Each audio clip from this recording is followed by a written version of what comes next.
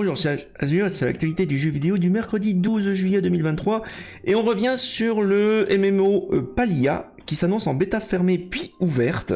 Il est resté en 2 années en alpha, il y a eu des tests de charge dernièrement, d'ailleurs j'en ai fait partie. Malheureusement je peux rien vous dire parce que j'ai signé un gros contrat de non-divulgation sur ce jeu-là, donc visiblement ce contrat va se terminer prochainement puisque il va y avoir une bêta d'abord fermée. Et après une bêta ouverte, tout va se dérouler au mois d'août, 2 août pour la bêta fermée, 10 août pour la bêta ouverte. Sachant que le jeu, alors ça c'est pas ce que j'ai tiré des tests de charge. Hein. Ça c'est des données publiques, hein, donc je ne divulgue rien, Palia.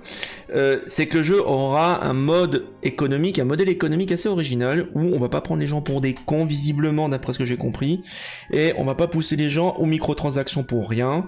Il n'y aura pas une peur, vous savez, de rater quelque chose. Voilà, donc ils ont l'air de vouloir dire que ça va être uniquement cosmétique, ça sera pas du pay to win, et que le jeu sera free to play, d'après ce que j'ai compris. Voilà, donc c'est ce qui a été dévoilé publiquement. Sur le jeu en lui-même, je peux rien vous dire, parce que je suis encore sous NDA. Mais voilà, en tout cas, si vous voulez tester, ça va arriver bientôt. On va regarder, il y a ça c'est nouveau, il n'y avait pas ça la semaine dernière. Il y a un joli petit trailer qu'on va regarder tout de suite. Sur la bêta du jeu. Regardez ça en 1080p, tant qu'à faire.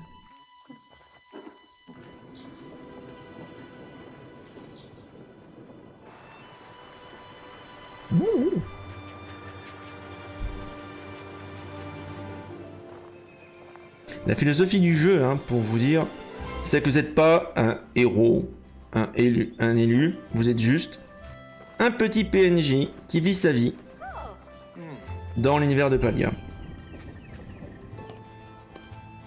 Voilà, et vous faites vos activités, vous construisez votre maison, vous avez votre profession. Voilà.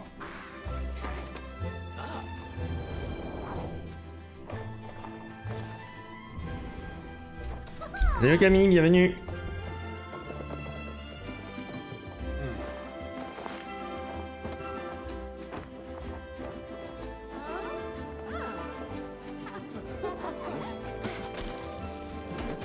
Le jeu va encourager le jeu en coop, à multijoueur, hein, vu que c'est un MMO. Il y a un système de guild, parce que j'ai compris. Salut Vol, bienvenue. Donc voilà, n'hésitez pas à vous inscrire sur le site officiel.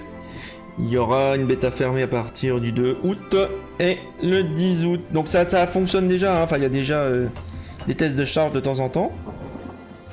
Mais pour l'instant, c'est encore en alpha jusqu'au 2 août.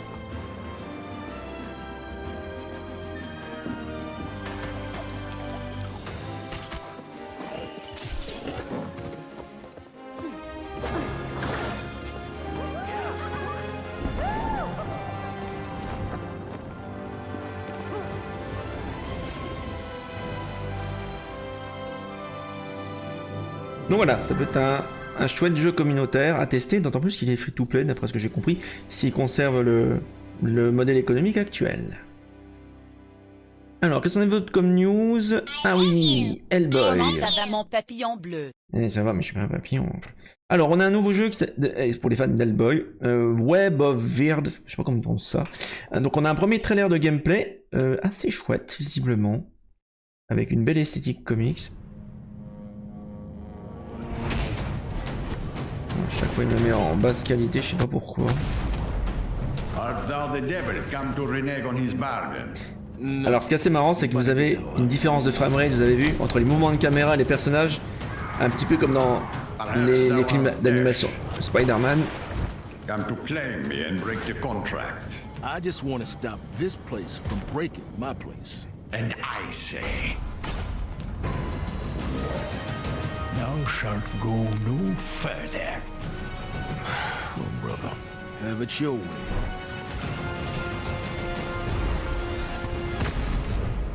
Bon voilà, ça, alors j'ai pas vu s'il y avait une date pour l'instant, mais ça sort à peu près sur toutes les machines, donc voilà. Donc ça a l'air d'intéressant, c'est disponible prochainement, on n'en sait pas plus. Donc voilà. Qu'est-ce qu'il y avait d'autre encore ce soir? Ah oui, alors Stalker, alors un projet assez original.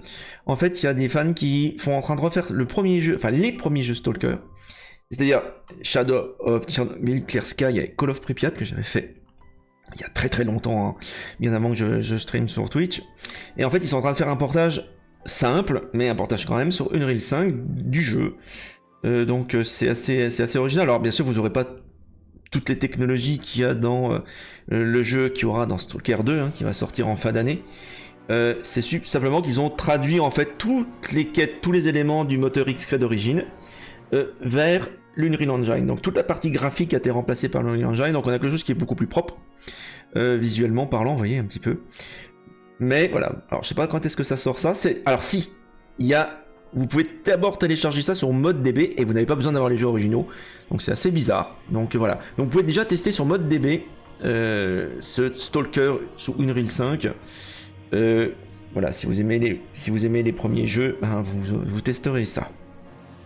Voilà. Stalker 2, à noter, sera sur Day One sur la chaîne dès que ça va arriver. Autre mode amateur, ça je pouvais pas nous passer à côté. Il y a un mode Half-Life 2 qui tourne tous les personnages du jeu et certains éléments du jeu en personnages Lego. Avec des proportions qui correspondent pas du tout évidemment. Donc du coup on a des vues à la troisième personne, mais c'est quand même... Bah, ça passe quand même quoi, je veux dire. Lego Half-Life 2, mais si c'est pas officiel, ça passe bizarrement bien, quoi. Donc vous voyez votre personnage à la troisième personne, hein, ce qui n'est pas le cas dans le jeu d'origine, évidemment, c'est un FPS. Une proportion des personnages oubliés. Salut Stark, bienvenue. Ah bah ça va, hein. On est en forme.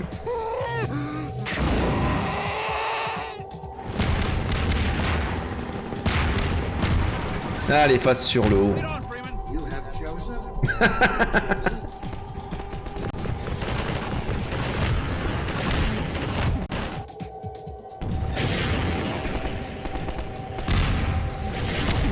Le pire c'est que le gameplay ça colle presque au dernier jeu Lego qu'il y a en fait finalement.